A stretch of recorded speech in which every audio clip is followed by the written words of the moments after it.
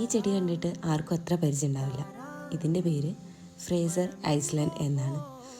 നല്ല ഹെൽത്തി ആയിട്ടുള്ള ഫ്രേസർ ഐസ്ലാൻഡിന് ഇതുപോലത്തെ തൈകൾ ഇപ്പോൾ നമുക്ക് സെയിലിന് റെഡി ആയിട്ടുണ്ട്. ഒരു തൈക്ക് 60 രൂപയാണ് റേറ്റ് വരുന്നത്.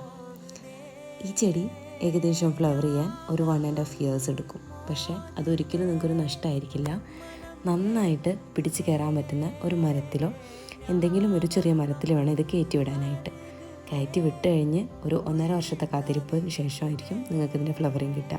ഫ്ലവറിങ് കിട്ടിത്തുടങ്ങുമ്പോൾ നിങ്ങൾ ഒട്ടും ദുഃഖപ്പെടില്ല. അടിപൊളി ഫ്ലവേഴ്സാണ് ഇതിൻ്റെത്.